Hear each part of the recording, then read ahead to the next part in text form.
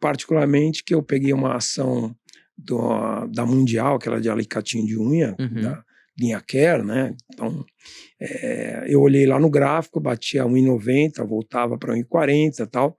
Nesse intervalo de 3 meses, fez esse movimento mais ou menos umas 3 vezes. Aí eu peguei e coloquei uma comprinha lá de 100 mil a 1,40, que era bastante coisa. Veio um player lá e me vendeu 100 mil a 1,40. Eu falei, eu sou do game, vou botar mais 100 mil no 1,38, o cara não vai vender, eu vou tomar um pouquinho para cima alguma coisa, entra comprador, eu vendo. Girinho normal, era a operação para ganhar 1, 2 mil reais na época. Só que aí me venderam esses 100 mil a 1,38. Nossa. A coisa ficou séria, porque eu estava botando 300 mil reais num papel de quarta linha, né? Eu falei assim... Você achou que ninguém ia... Me pegaram, que ninguém ia vender? Me pegaram. Bateram. Aí me bateram. Aí eu peguei e coloquei mais 50 mil na compra 1,35, era um papel de R$1 e pouquinho, sair de 1,40 para 1,35, 3, 4% de queda ali, né?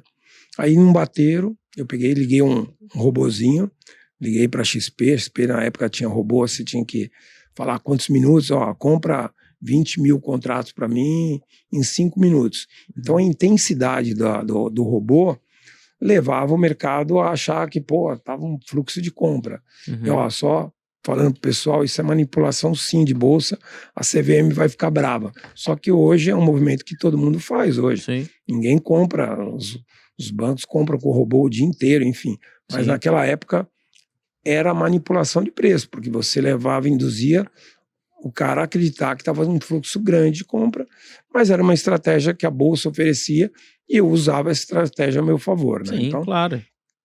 Bom, enfim, aí eu fiz o papel fechar 1,45, no outro dia, beleza, não sei quem me vendeu, era uma corretora, na época era a Intra, né, que era a corretora que o Citibank comprou. No outro dia abri o papel, tinha feito fechamento a 1,45, apareceu um comprador de 50 mil a 1,42. Meu médio estava lá na casa de 1,39, 1,40. Falei, vou vender. Vendeu. Vendi os 50 mil e já coloquei 50 mil na compra a 1,40. Falei, não vão vender para mim. O cara não vai me vender, vai me dar R$1.000 ali em um segundo. Vou segurar o papel naquele preço e depois vou puxando de novo para entender se o mercado viesse comprador de novo. Desculpa, a cadeira deu uma baixada aqui. Ah, tranquilo. Peraí. É o peso dos pecados. Tô pesado.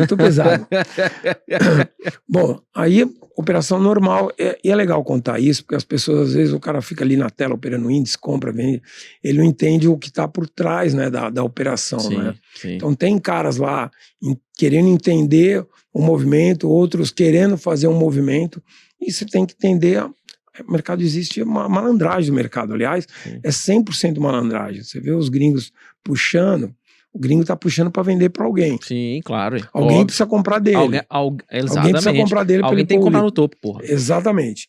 Então, eu usava a minha experiência de mesa, de tesouraria, o trade raiz, como você estava mencionando, era essa parte que eu me destacava, né? Então eu fazia as minhas operações de micro ali virar quase uma operação de banco, né? De tesouraria. Botava ponta, botava robô, com papelzinho de terceira linha. E começou a dar certo. E nessa operação em particular, eu vendi os 50 mil a 1,42 e era mesmo o cara que me vendeu no dia anterior, né? E eu pensei o seguinte, porque você tem que criar cenários, está operando, você tem que criar cenário, principalmente papel. Eu falei, por que ele está pagando 1,42? Porque ele está me chamando para compra. Ele quer vender para mim, eu vou vender para ele. E vou testar ele. Eu vendi os 50 mil a 1,42 e já coloquei na compra a 1,40. Se ele me vender, eu estou frito, porque ele não quer me dar saída, né? Sim. E o que aconteceu? No outro dia, o book que era cheio, né? Você abre lá um book de manhã, você vê lá comprador em tudo que é preço, né? Nesse papel em particular, assim, ó, eu estava com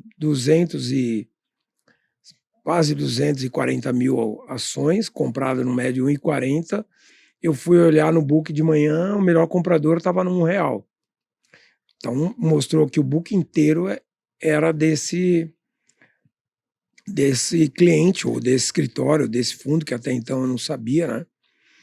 E aí eu comecei a ligar para várias corretoras de amigos meus, corretoras diferentes, e comecei a encher o book de ofertas, justamente para dar a impressão que o mercado era comprador também, não era só ele que fazia o mercado, né?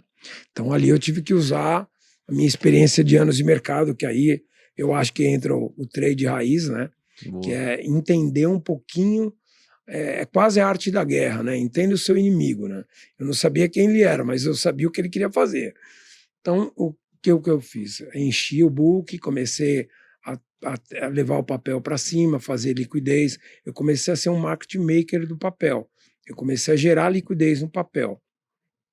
Então, vira e mexe, ele esquecia, ele também dava uma puxada, ele queria me chamar para compra, ele colocava um lote acima dos meus preços para ver se eu entrava junto com ele para ele vender. Eu vendia para ele, ficou nessa guerrinha aí mais ou menos uns 40 dias, mais ou menos, só que eu fui enchendo minha posição de papel, né? Eu comecei ali com 250, eu já estava com 570 mil ações. Um médio mais ou menos entre 1,45 e 1,50, só que eu já estava usando o dinheiro da corretora, pagando 0,30 ao mês, ao dia, perdão, 0,30 de taxa, que na verdade as corretoras é proibida, as corretoras não podem financiar o cliente, então ela te dá uma multa, né? Então eu tinha uma multa diária de 0,30 ao dia. E eu estava usando mais ou menos uns 200 mil da corretora, saindo totalmente fora do meu padrão operacional, da minha organização ali de um cara que é um trader que quer viver disso. Mas ali eu tinha que usar toda a minha experiência. E o que acontece? Quando eu vi que eu estava muito carregado na posição e eu não tinha saída, eu tive uma sacada. Uma das pontas que ele usava, eu tinha um amigo lá, CVM, por favor, eu não vou falar o nome desse amigo. Eu liguei para ele e perguntei quem que era o cara, né?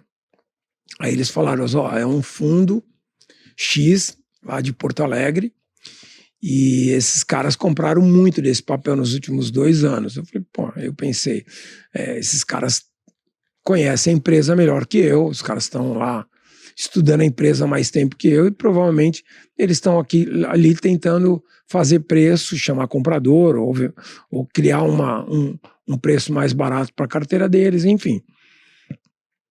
Aí eu pensei o seguinte, vou continuar a minha jogada aqui, só que eu já não tinha mais caixa, então eu tive que usar um pouquinho de experiência de novo de mercado, para não falar astúcia, mas eu acho que é importante quem está ouvindo entender que existe sim uma malandragem no mercado. Existe.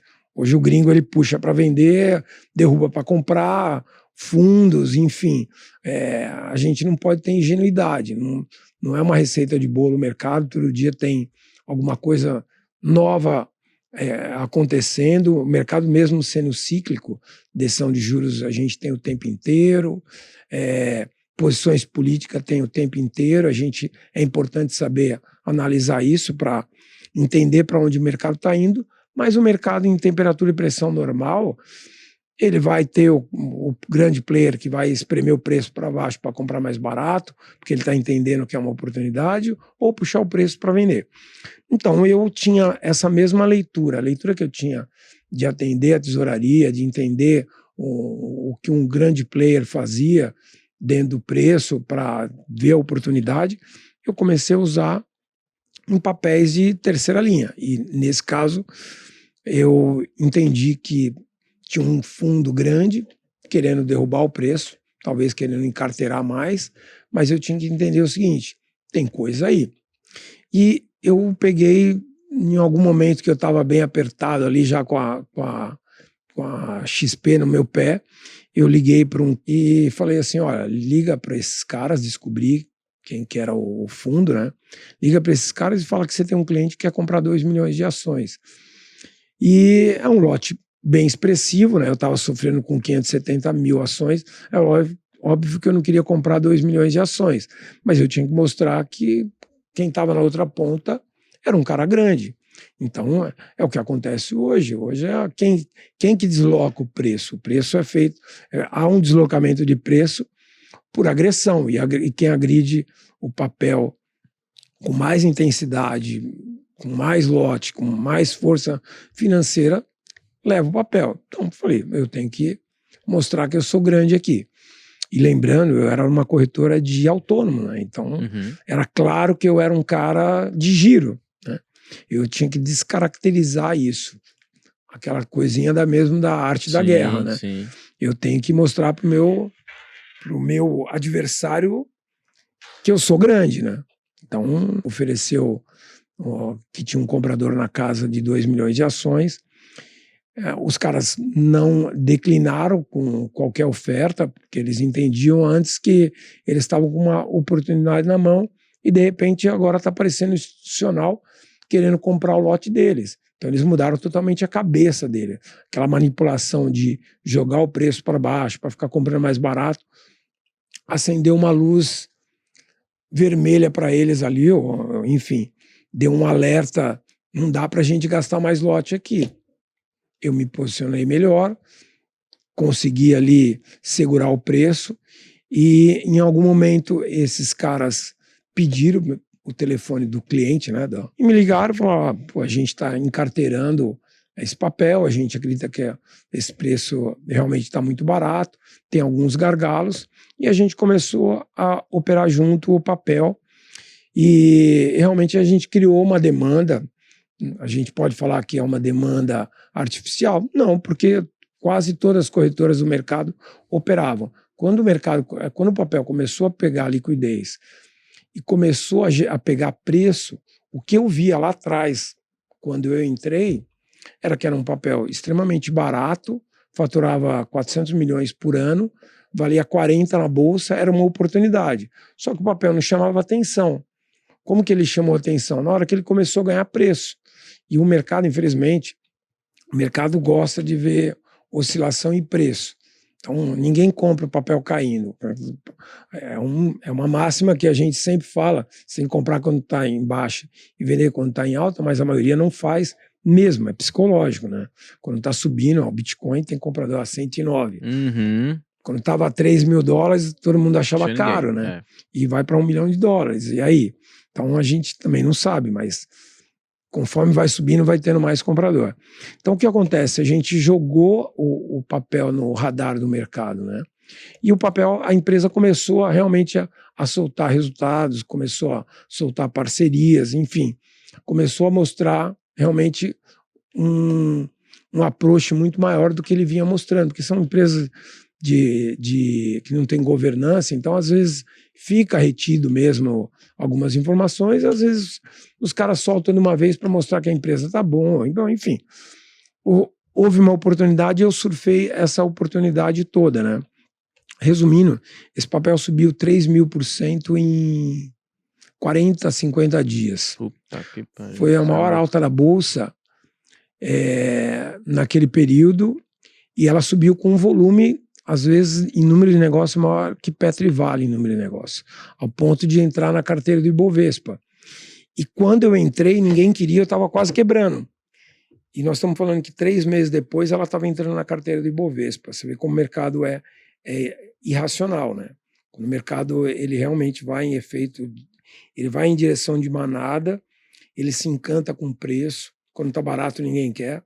Quando está explodindo o preço, só para você ter uma ideia, eu vou falar uma coisinha assim, que acho que muita gente vai acabar se identificando, mas tem amigos meus que eu peguei e chamei quando o papel estava R$1,50 para comprar.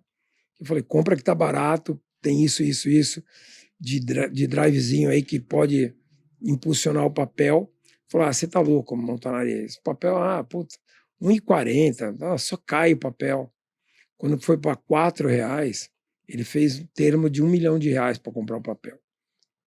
Puta que pariu, a 1,70 eu não queria não, a 4 decidiu. A 4 botou R$1 milhão no papel e conseguiu ganhar dinheiro porque o papel foi para 7, mas 7 multiplicado por 6, porque teve um split, né? Na verdade, o papel, quando eu estava quase quebrando com o papel, ele valia R$1,40, com o split ele foi para R$46 em 3 meses, saiu de R$1,40 que ninguém queria, para R$ 46 de máxima. Que em 3 loucura, meses. cara. E eu surfei bem isso, foi uma operaçãozinha. Eu já falei para a família que esse dinheiro eu já gastei, então ninguém vai me pedir emprestado. Esse dinheiro não existe mais. Mas sim, eu ganhei $1 milhão na física. Eu já posso entrar nos anais aí dos big players. Pelo papel em si, né? Porque é um valor expressivo. Eu não pus $1 milhão para ganhar $1 milhão. Sim. Não é uma aposta de meio a meio. É uma oportunidade que eu vi, que também na hora que eu entendi que o movimento estava vindo a meu favor, eu falei, agora só me tiram de 12 daqui. Eu vou surfar o... Boa. Boa, botei uma meta, um objetivo, saí naquele objetivo e não entrei mais.